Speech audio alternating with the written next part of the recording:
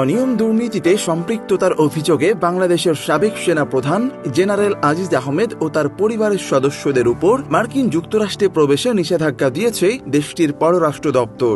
সোমবার দিনগত রাতে মার্কিন পররাষ্ট্র দপ্তরের ওয়েবসাইটে প্রকাশিত এক বিবৃতিতে এ তথ্য জানানো হয়। তবে আজিজ আহমেদ দাবি করেছেন, শাস্তি পাওয়ার মতো কোনো কাজ তিনি করেননি। তার বিরুদ্ধে যে অভিযোগের কথা বলা হচ্ছে তা অসত্য এবং সঠিক নয়। মার্কিন নিষেধাজ্ঞা সম্পূর্ণভাবে তার জন্য প্রযোজ্য নয় বলেও মনে করেন তিনি বলেন, শাস্তি পাওয়ার মতো কোনো অপরাধ করিনি।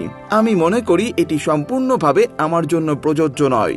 সেনাপ্রধান হিসেবে এবং বর্ডার গার্ড বাংলাদেশের মহাপরিচালক হিসেবে দায়িত্ব পালনকালে ভাই এবং আত্মীয়দের কন্ট্যাক্ট দিয়েছেন। কেউ সেটা প্রমাণ করতে পারলে যে কোনো কনসিকোয়েন্স বা পরিণতি মেনে নিতে প্রস্তুত বলে জানিয়েছেন জেনারেল আজিজ আহমেদ।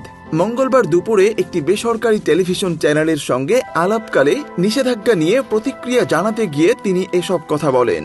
নিষেধাজ্ঞার ব্যাপারে জানতে চাইলে আজিজ আহমেদ বলেন, আমি অবাক হয়েছি। আমি এখানে দেখতে পাচ্ছি all the prime ministers main অনুষ্ঠানে যে অভিযোগ দুটি আনা হয়েছিল সেটির সঙ্গে ওতপ্রোতভাবে সম্পৃক্ত। যদিও এখানে এত কিছু বিস্তারিত বলা হয়নি, কিন্তু একই জিনিস। তিনি বলেন, প্রথম অভিযোগ হলো আমি আমার ভাইকে বাংলাদেশের প্রচলিত যে আইন আছে তার অপরাধ কর্মকাণ্ড থেকে সে যেন এড়িয়ে চলতে পারে, সেজন্য আমি আমার পদ পদবি ব্যবহার করে তাকে সহযোগিতা করে দুর্নীতি করেছি। দ্বিতীয়ত হলো আমি সেনাপ্রধান হিসেবে আমার ভাইকে সামরিক কন্ট্রাক্ট দিয়ে ঘুষ নিয়েছি। আমি আরেকটি দুর্নীতি করেছি। তিনি বলেন, প্রথম অভিযোগের বিষয়ে বলবো, আমার সেই ভাই, যদিও এখানে নাম উল্লেখ করা হয়নি, আমি জেনারেল হওয়ার অনেক আগে থেকে বিদেশে এবং নিশ্চয়ই সে বৈধ পাসপোর্ট নিয়েই বিদেশে গিয়েছে। সেখানে দেশ থেকে চলে যাওয়ার বা দেশের প্রচলিত আইন ফাঁকি দেওয়ার ক্ষেত্রে আমি আমার পদ পদবি ব্যবহার করেছি।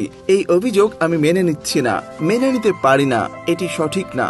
দ্বিতীয় অভিযোগের ক্ষেত্রে আমি বলবো, আমি 4 বছর বিজিবি প্রধান এবং 3 বছর সেনা প্রধান হিসেবে দায়িত্ব পালনকালে কেউ যদি একটা প্রমাণ দিতে পারে আমি আমার ভাই বা আত্মীয়কে বিজিবি বা সেনাবাহিনীতে কোনো কন্ট্রাক্ট দিয়েছি, আমি যে কোনো কনসিকোয়েন্স মেনে নিতে প্রস্তুত আছি। আমি আমার কোনো আত্মীয় স্বজন বা ভাইকে কোনো কন্ট্রাক্ট দেইনি।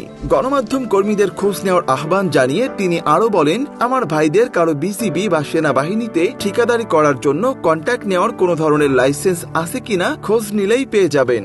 আরোপিত নিষেধাজ্ঞার বিষয়ে যুক্তরাষ্ট্রকে আজিজ আহমেদ কোনো প্রতিক্রিয়া জানাবেন কিনা জানতে চাইলে সাবেক এ সেনাপ্রধান বলেন, আমার জানানোর কোনো প্রয়োজন নেই। তিনি যুক্তরাষ্ট্রে যাবেন কিনা জানতে চাইলে বলেন, আমি 2টি প্রশ্নের জবাব দিয়েছি।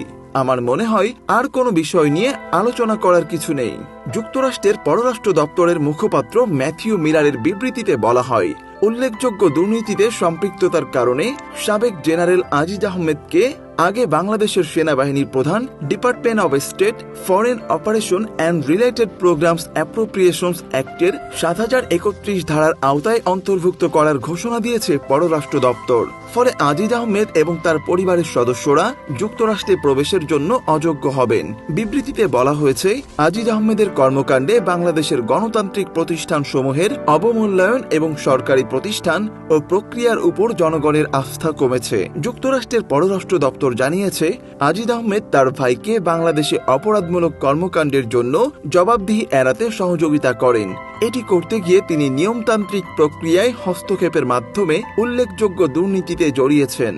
এছাড়া অন্যায্যভাবে সামরিক খাতে কন্ট্যাক্ট পাওয়া নিশ্চিত করতে তিনি তার ভাইয়ের সঙ্গে ঘনিষ্ঠভাবে কাজ করেছেন। তিনি নিজের স্বার্থের জন্য সরকারি নিয়োগের বিনিময়ে ঘুষ নিয়েছেন। বিবৃতিতে আরো বলা হয়, আজিজ আহমেদের বিরুদ্ধে এই ব্যবস্থার মধ্য দিয়ে বাংলাদেশে গণতান্ত্রিক প্রতিষ্ঠান ও আইনের শাসন শক্তিশালী করতে যুক্তরাষ্ট্রের অঙ্গীকার পুনরায় নিশ্চিত করা হলো।